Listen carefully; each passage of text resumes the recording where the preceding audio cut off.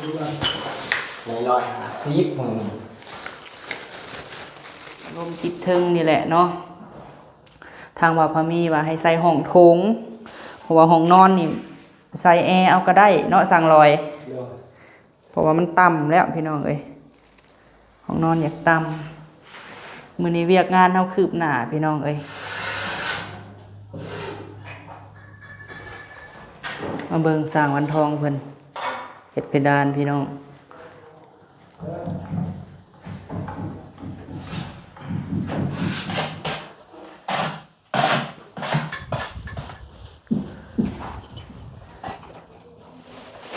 นี่มาลอยเฮาตอนนี้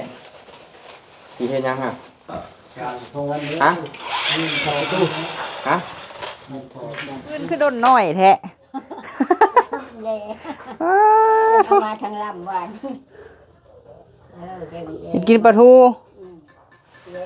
เห็ดกินแนวแซ่บระวังเตะโดนไฟเด้อไม่เท่าทานฮะไม่มีไก่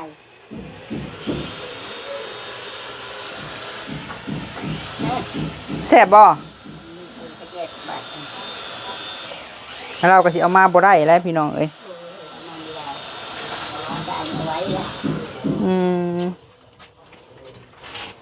เอาผลไปใช้สตอนนี้ไหมครับแม่น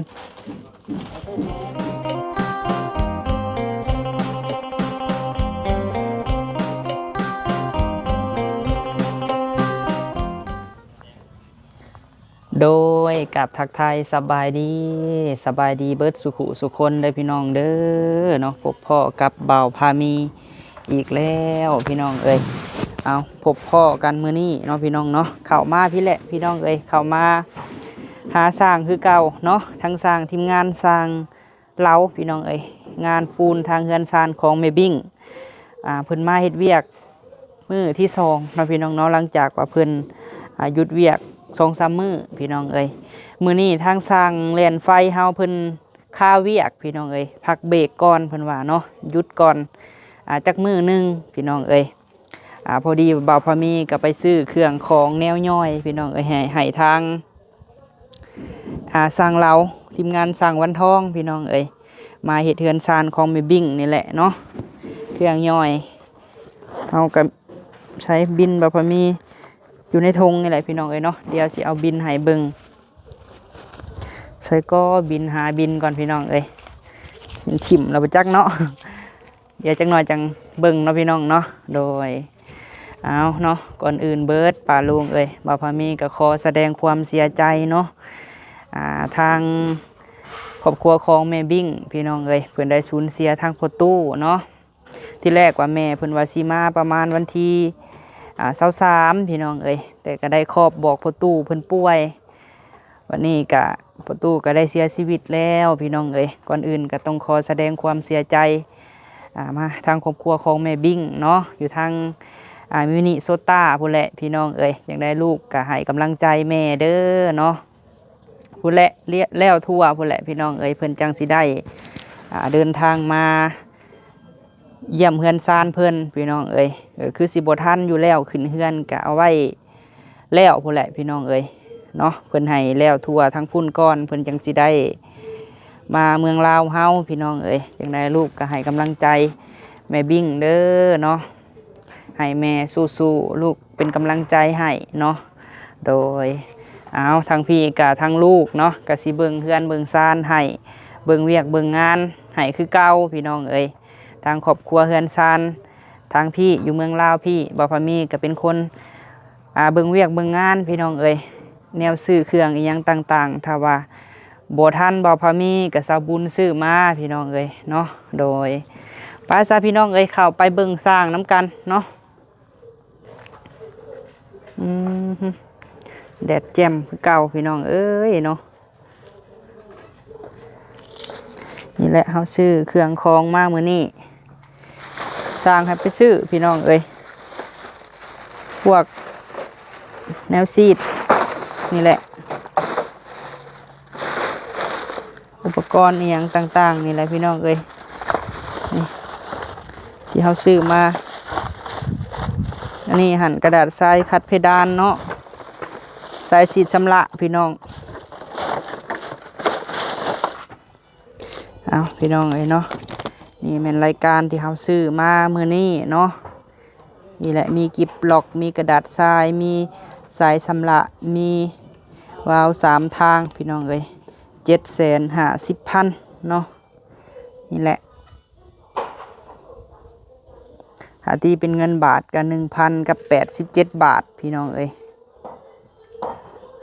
ไปเดี๋ยวเขาไปหาสร้างเพิ่นก่อนพี่น้องเอ้ยกับซื้อM100มาฝากสร้างแน่พี่น้องเอ้ยเถอะสร้างลาวใส่บอกแก้วเลยสบายดีเด้อสั่งลาวเด้อใส่ลูกแก้ว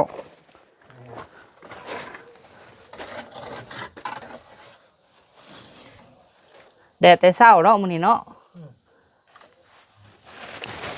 มันจัดการห่อ สั่งเรากำลังใส่บอกแก้วห้องน้ำพี่น้องเอ้ยใส่ให้สว่าง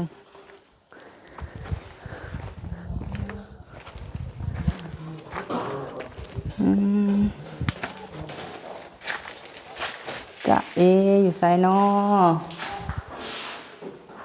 นี่พี่น้องเอ้ยเป็นกำลังแลนไฟเนาะ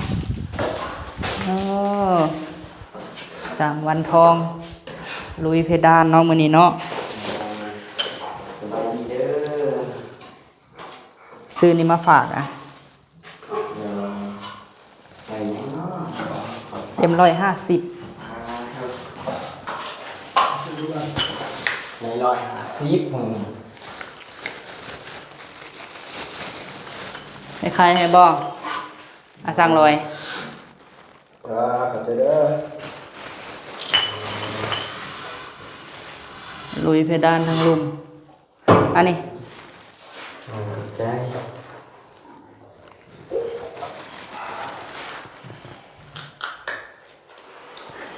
เขาไม่ดูดเงาไหนรุ่นสมุนเลขติ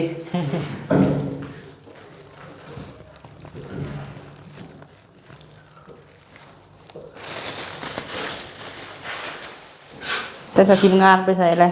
งานดูเทิงบอกใส่เพดานแล้วพี่น้องไอ้ของลุมมื้อนี้สร้างไฟเพิ่นบ่ได้มามื้อนี้ไปเวียกเนาะที่แรกว่าอันที่ใส่พัดลมข่อยว่ามันต่ำพุ่นเนาะมันต่ำเวลาเฮานอนแหละสิเฮ็ดแต่พัดลมมันน่ะเพื่อเตียงนอนอีกอันนี้หั่นแลนไฟพี่น้องเอ้ยไฟมานี่บนเตียงนอนนะครับก็สากแบตสากโทรศัพท์เนาะโอ้มันไปเฮ็ดคักอยู่ได้พี่น้องเอ้ยเนาะแลนไฟมาไว้เพราะว่าว้าวกับพอเพชรเมื่อคืนนี่เพิ่นก็ถามเรื่องว่าสิใส่พัดลมพี่น้องเอ้ยพัดลมติดทึงนี่แหละเนาะทางว่าพามีว่าให้ใส่ห้องโถงเพราะว่าห้องนอนนี่ใส่แอร์เอาก็ได้เนาะสั่งลอยเพราะว่ามันต่ำแล้วพี่น้องเอ้ยห้องนอนอยากต่ำมื้อนี้เวียกงานเฮาคืบหน้าพี่น้องเอ้ย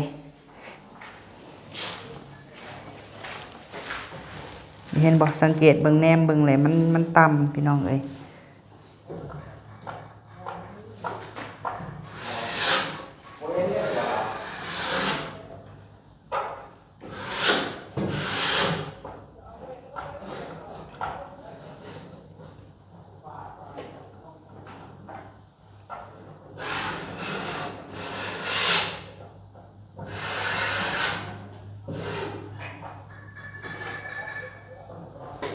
อันเล็กอัน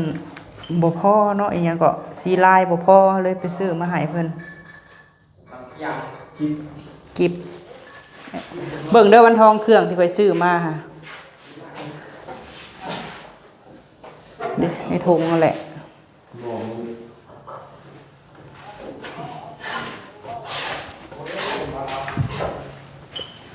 เพราะว่าเฮาสิได้ใส่ห้องโถงนี่เนาะพี่น้องเนาะพัดลมนั่นแหละใส่ห้องนี่แหละเนาะว่าบ่มีเพดานพี่น้องเอ้ย กับห้องนี่เนาะอ๋อเพิ่นแลนไฟให้คักอยู่พี่น้องเอ้ยใส่ท่อเนาะเป็นระเบียบคักพัดลมเขาสิใส่ห้องนี้พี่น้องเอ้ยห้องโถงบนห้องครัวนี่แหละหัวบ่ได้ใส่เพดาน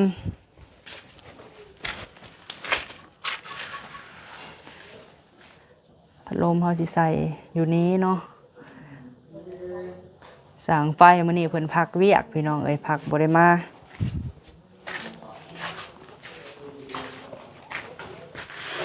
แล่นให้ปลั๊กไฟบ่เฮ็ดอยู่เฮ็ดกินอยู่ห้องครัว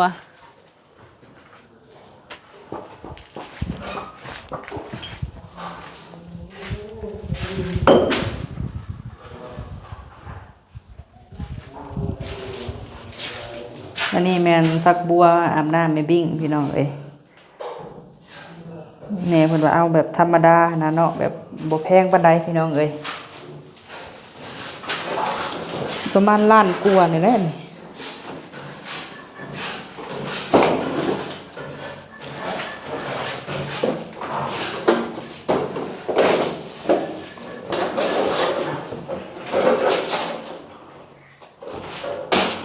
ห้องน้ำซองก็เอามาซองเลย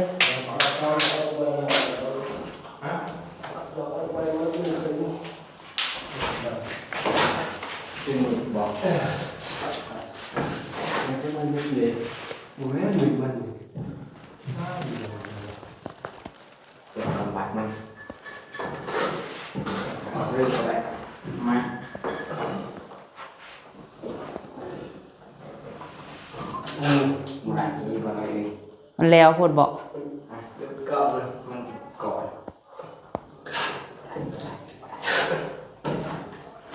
โอ้เวลาเฮานั่นแหละมันสิบ่ละเอียดแม่นบ่อืมปลาโดนมันต่ำเลยชอบกินอร่อย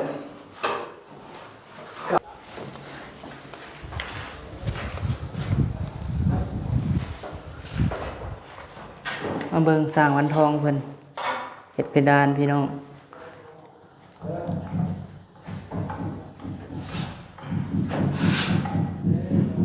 แล้วบ่มื้อนี้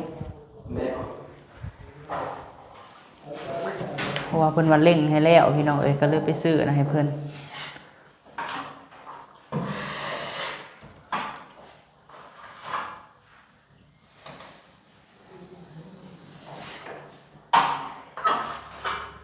สมเพื่อไปในเรื่องว่าอะไรสมเพื่อในเรื่อง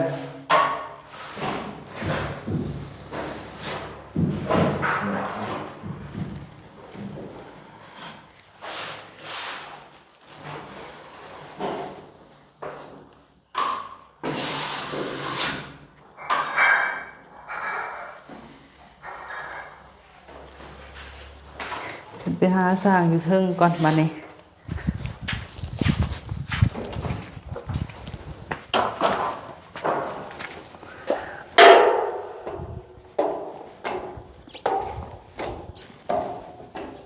ก็ยังบ่ได้ไปไสเด้อคือเก่าเด้อป้าลุงเอ้ยเนาะนี่แหละมาพี่คือเก่าเนาะ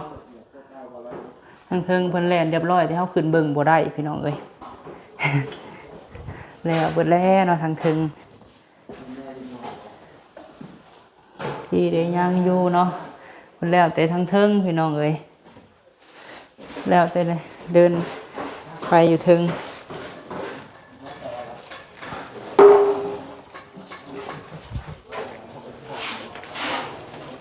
จ๊ะเอ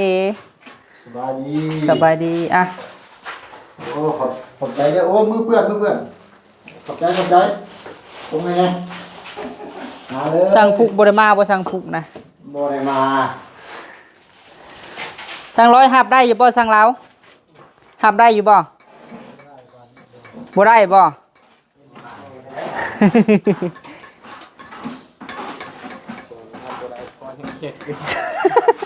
จังนี้คอยังแข็งบ่หับบ่ได้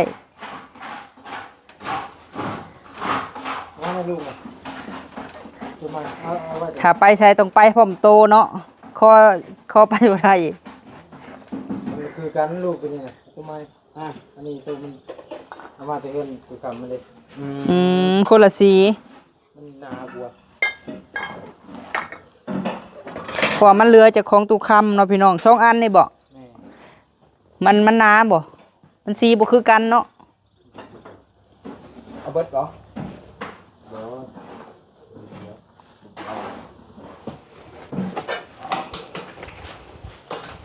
สั่งเมาเพิ่นเฮ็ดอันนี้อยู่มื้อนี้ฮะ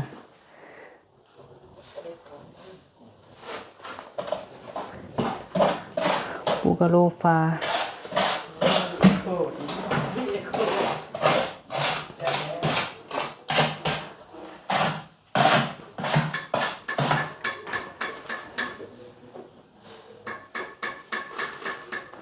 เพิ่นเดินมาได้ไฟเนาะมีไฟแล้วบ่ในหันน่ะนี่แหละยังเนาะพอบ่ทันต่อมาแต่พุ่นเด้มีท่าสร้างนี่เฮ็ดเพดานนี่เพิ่นตีโครงห่างไว้แล้วพี่น้องเอ้ย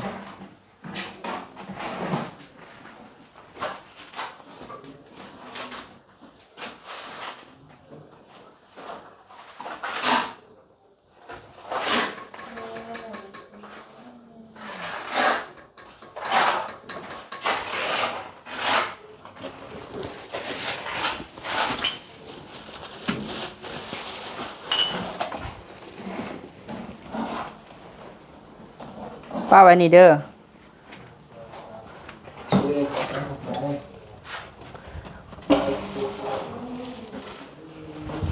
อัดก่อนพี่น้องเอ้ยยันลมมาแตกให้เป็นโทษแล้วเนาะ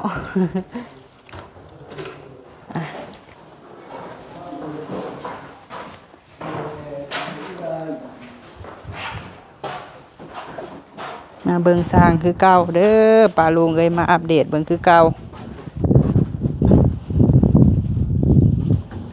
เวียกงานเขาก็เริ่ม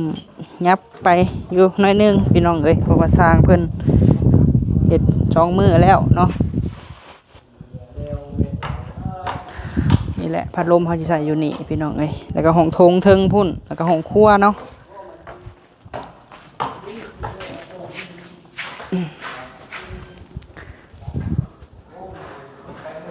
เพิ่นเดินไฟก็คักอยู่พี่น้องเอ้ย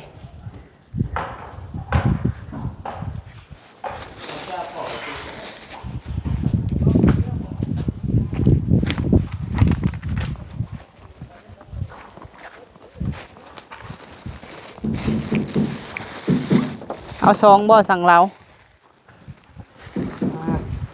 อ่ะ อะไรก็ได้เบิด เราได้ก็ได้เบิด ขอบใจขอบใจ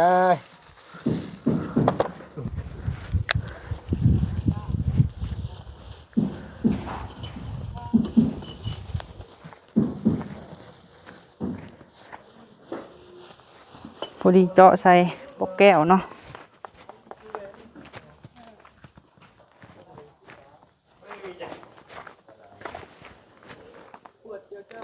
ยังอยากได้อีกก็บ่นี่ ไผ่ เราได้อันนี้ อยากได้อย่างM100 อ๋อพอเพลงมาอย่างให้แม่ไปคล้องเนี่ย ไปขอเมียให้มา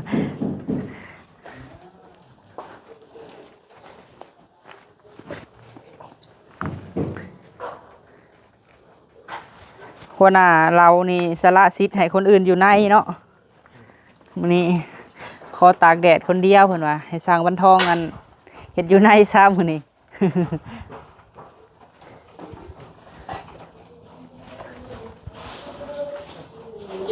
อันนี้เห็นบ่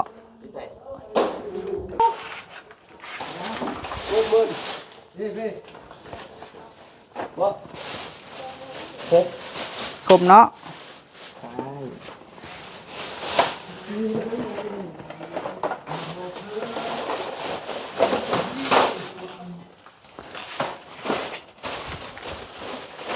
นี่มาลอยเอ้ยเฮาตอนนี้สิเฮ็ดยังฮะฮะฮะงานไหนเนาะขอบกี่ชิ้นคะ ครบพี่น้องเอ้ยซื้อเครื่องมาให้สร้างเครื่องย่อยเนาะไปเอาเองแนวย่อยบ่ได้เพราะว่าสิได้เสียค่าส่ง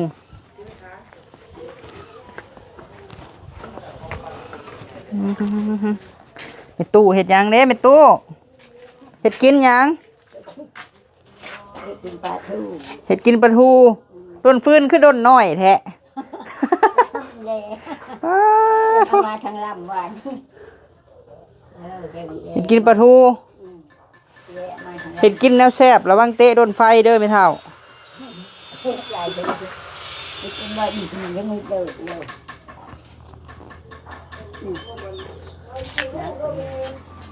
เฮ็ดกินปลาทูแกงปลาทู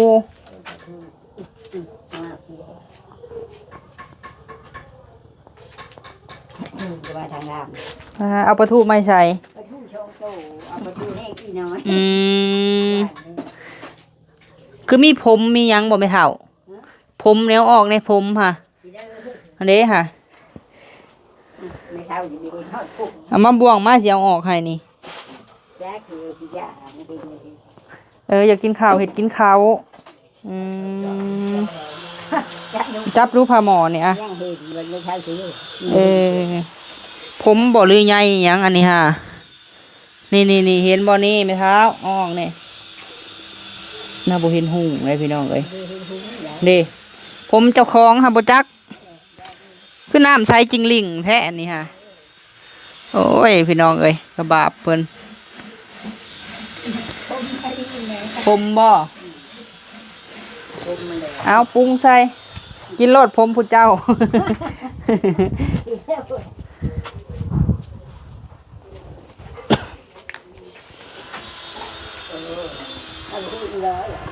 คือบ่ให้เขาไปแก่เอาถ่านมาดังหัน ท่านก็คือเอามาให้ ฮะ ท่านก็เอาเว้นนะเอามาไม่ได้ คือบ่เอามาจ้ะ เอามาไม่ได้กินเดินตะไคร้กินหอย ให้บอกมันดำเบิดเลยนี่ ดำล่ะ ให้น้องผู้วงหันแหละออกไปแก่เอามาดังบางทีเห็ดแนวกินแซ่บนี่เตะอันด้นพื้นนี่เฮ็ดจังได๋ซะแม่เฒ่า เอ๊ะดีเด็กดีกินเยอะเลย ได้กินข้าวแล้วเฮ็ดกินท่านน่ะมีพี่น้องเอ้ยเพิ่นว่าบ่มีคนแก่มาให้ นี่อยู่ไอ้มีคนแก่มา เพื่อนงามดำได้จักหน่อยนี่มันควันใส่แม่เฒ่าเอ้ยนำมาบ่ได้เนาะท่านฮะ ไม่มีไก่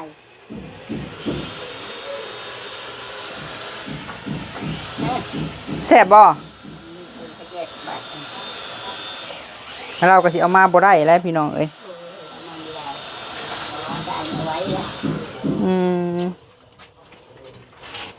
เอาเพิ่นไปใช้สตอนนี้ไหมครับแม่น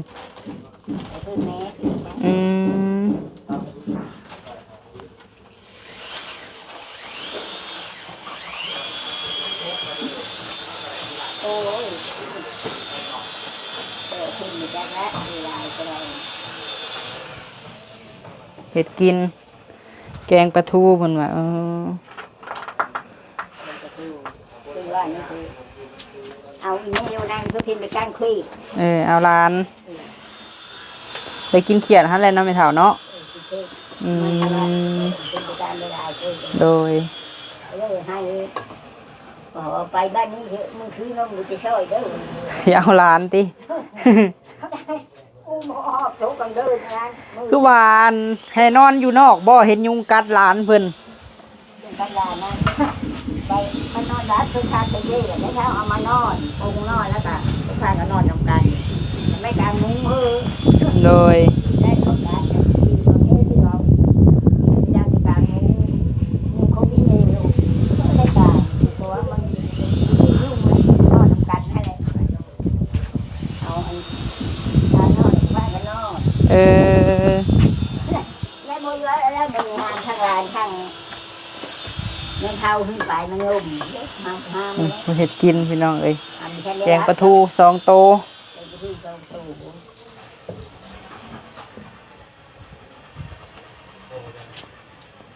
ชิมดุแท้แม่ตู้นี่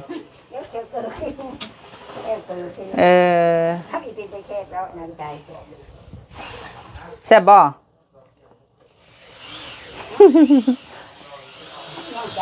ยังจางอยู่ใส่เกลือลายแท้ บ่มีปลาแดกบ่คือบ่ใส่ปลาแดก ประเด็กเขาเลย เบิ่งในพี่น้องแกงปลาทูเป็นตุกคำ นำใส่จิงลิงให้พี่น้องเอ้ย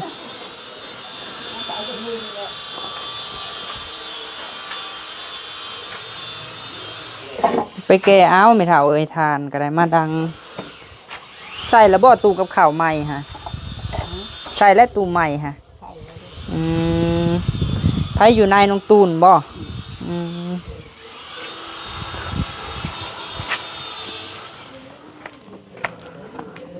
ป้าโทจะเอเฮ็ดหยังนอนอนใช่ละรีโมทเด้มอนเสียงก่อนเบิ่งหนังเบิ่งทีวีเฮ็ดจังไดก่อนคันเห็นบ่าวพามีแล้วเฮ็ดอะไรเป็นจังไดเฮ้ยอาการตอนนี้ฮะบ่ได้เป็นหยังคือทรงเมื่อยๆแท้ให้ลูกนั่งมึงดูฮะเธอมาแต่มื้อใดวานนี้รู้สึกว่าน้องตุ่นหนาเป็นอ้วนขึ้นเนาะกินข้าวแซ่บอยู่บ่สังเกตเบิ่งอยู่เนาะพี่น้องคือว่าเริ่มอ้วนขึ้นกว่าเก่ามากับแม่ตู้2 คนจะนอนไสคืนนี่นอนนอกบ่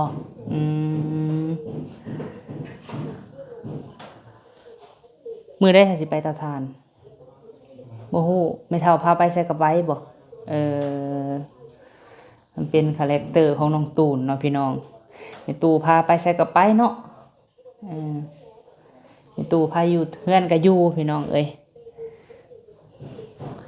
แม่เพิ่นก็ควัดทานเมื่อวานนี้ให้ชาวผู้วงไปให้ซะบ่ฮู้นอนเบิ่งหนังพี่น้องเอ้ยเบิ่งทีวีแม่บิ่งซื้อให้ทีวี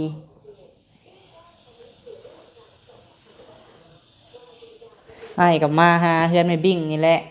ซื้อเครื่องคองมาให้เพิ่นจื้ออยู่บ่แม่บิ่งเพิ่นซอยหยังแน่เจ้าแม่บิ่งค่ะเพิ่นเฮ็ดหยังให้เฮ็ดเฮือนจื้อเพิ่นอยู่ซั่นเนาะแม่บิ่งพอเพชรพี่น้องเอ้ยเฮ็ดเฮือนซานให้ตุคำปิดเปิดเป็นอยู่บ่โทรทัศน์นี่เป็นบ่บ่เป็นไผเฮ็ดให้เบิ่งซะไม่เท่าไม่ตู้เป็นแล้วบ่ปิดเปิดนี่ เป็นละ เด้อบ่มีกระตาบ่ไม่เท่าหากระตามาใส่เครื่องได้ไม่เท่าเด้อดีๆก็ได้ยุ่งมันยากอยู่ดีก็ได้ ให้หากระตามาใส่ให้มันงามได้เห็นบ่ตู้กับข้าวลูกสาวเจะซื้อให้ก็ยังงามเลย งานนี่คือ ปัดอันนั้นน่ะแนวกินเอาไว้ในนี่เด้อไม่เท่าเด้อคือมีหมดวะ มีเบิดต่อ แม่นหมดมันขึ้นได้นี่ฮะ ขึ้นไหน คือแบบในอยู่แนวกินแบบสิมันเหลือกินคือแจวก็เอาข้าวนี้ไม่เท่าเอ้ย เดี๋ยวนะมันยันมันหึ่งแถวนี้ละมีชื่ออันนี้ ตูมน้อยครับบ่ได้มีหมดขึ้นได้ไม่เท่าเอ้ย อันนี้ไปขึ้นเนี่ยเฮ้ยใหญ่หรอเว้นพุ่งละถึงเขาไป คือแจวอีหยังต่างๆเนี่ยเอาขึ้นในพุ้นแลอันบ่เอาเข้าใกล้โพดไม่เท่าเอ้ยตีนมันนี่ก็หาแนวอันบอกเขาเจ้าเด็กน้อยหั่นแหละหาอีหยังก็ได้จอกเอาน้ำใส่บ่ให้หมดขึ้นแล้วบ่อิงใกล้ฟ้าโพดนั่นน่ะ ใจพูด แม่น กันในใช้เจ้ากันใน คือแบบแจวมักเผาะมักเผ็ดนี่เจ้าบ่ได้กินเลยบ่ได้จ้ำอีกเอาเข้าไว้ไม่เท่าเอ้ย เจ้ามาเป็นนี่นะกินจำมีเจ้า กินอันนี้บ่เจ้าน่ะ กินในนี้ละเขา ยามเจ้ไปละวัดเขาเนี่ย